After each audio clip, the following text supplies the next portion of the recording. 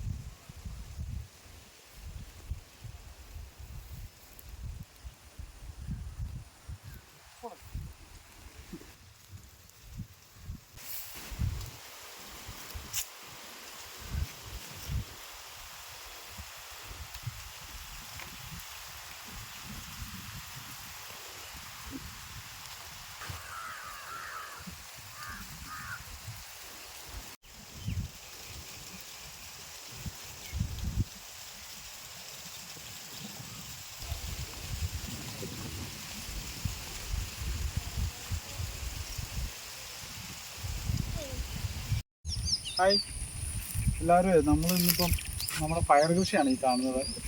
അപ്പോൾ നമ്മളന്ന് പയർ വെച്ചപ്പം പറഞ്ഞാൽ നമ്മൾ നാടൻ ലോലയും വൈജയന്തിയും കാർബൂന്തലുമാണ് ഇവിടെ നട്ടിരിക്കുന്നതാണ്. അതിൽ ലോലയുടെ വിത്ത് നമ്മുടെ തന്നെയായിരുന്നു, അതും ലോല തന്നെയാണ്. പക്ഷെ നമ്മൾ വിത്ത് മറ്റേ വൈജയന്തിയുടെയും കാർബൂന്തലിനും വിത്ത് മേടിച്ചായിരുന്നു. ഇത് പന്തലൊക്കെ ഇട്ട് പന്തലിനെല്ലാം കയറ്റി. ഇത് പക്ഷേ ഇത് ലാലിമ പറയണ കുറ്റിപ്പയറാണ്. അത് നമ്മൾ പന്തലിലൊക്കെ കയറ്റി ഇതായിട്ടാണ് നമ്മൾ അറിയുന്നത്. നമ്മളിതിൻ്റെ വിത്ത് പാലക്കാടുള്ളൊരു ഒരാളോട് മേടിച്ചായിരുന്നു, അവരുടെ പേരൊന്നും ഞാൻ പറയുന്നില്ല.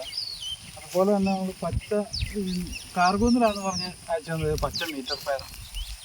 നമ്മളിത് കൃഷി ചെയ്ത കാര്യം തന്നെ നമുക്കിത് വിത്ത് കൂടുതലായിട്ട് എടുക്കാനായിട്ട് വേണ്ടിയിട്ടായിരുന്നു.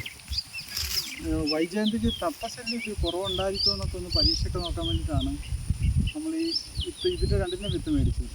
പക്ഷെ നമുക്കിപ്പോൾ ഇങ്ങനെ ഒരു ചതിവ് നമ്മളോട് ചെയ്തു. അപ്പോഴേ നമ്മുടെ ലോല കിടപ്പുണ്ട്, അത് നമ്മൾ തന്നെ പയർ വിത്തായ കാരണം അത് കുഴപ്പമില്ല, അത് നന്നായിട്ട് വന്നിട്ടുണ്ട്.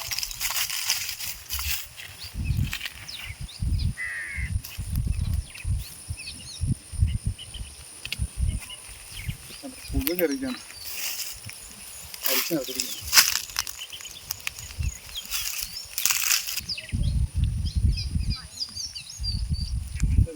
വൈജയന്തി എന്ന് പറഞ്ഞാൽ നമുക്ക് അയച്ചാന്ന് വിത്താണ്. ഇത് ലാലിമ എന്ന് പറയുന്ന കുറ്റിപ്പയറാണ്.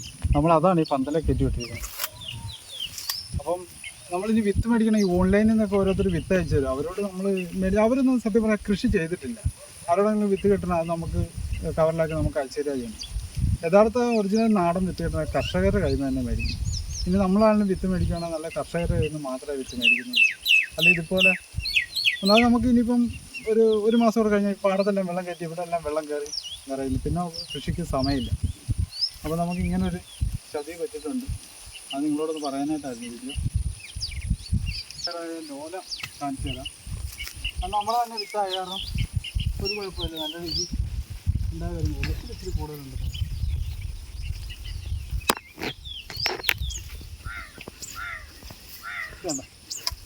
ഇതാണ് നമ്മുടെ ലോല കിടക്കുന്നത്.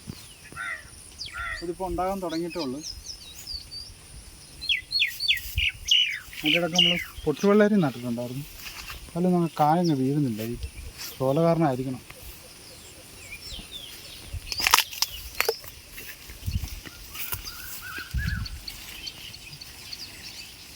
ഇതൊരു വെള്ളരിക്ക കിടക്കണം.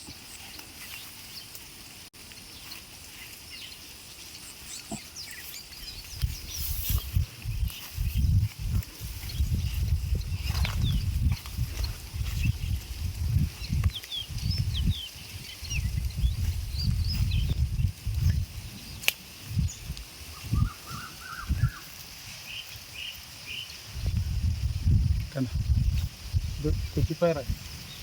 അതുപോലെ തന്നെ വേറൊരു കാര്യം കൂടെ ഇപ്പം ഞാൻ പറയാം. നമ്മൾ ഈ ഇപ്പം നല്ല ട്രെൻഡിങ് ആയിട്ട് നിൽക്കുന്ന ഒരു ചീരയാണ് വ്ളാത്താങ്കര. അത് ഈ ഇവിടെ ഇപ്പോൾ എല്ലാവരും വ്ളാത്താങ്കര വിത്തുണ്ട്. പക്ഷെ അവർ അയച്ചു തരുന്നത് ഒരിക്കലും വ്ളാത്താങ്കര വിത്തല്ല. നമ്മൾ തന്നെ വ്ളാത്താങ്കരയുടെ വിത്ത് മേടിച്ച് നമ്മൾ കിളിപ്പിച്ച് അതിൻ്റെ വിത്തെടുത്താൽ അതൊരിക്കലും വ്ളാത്താങ്കര വിത്തല്ല.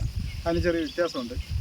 അത് ഞാൻ കാണിച്ചത്. ഇപ്പം നമ്മൾ ഒറിജിനൽ വ്ളാത്താങ്കര തന്നെ മേടിച്ചിട്ട് അതിൻ്റെ വിത്ത് എടുത്താണ് ഇവിടെ നട്ടിരുന്നത്.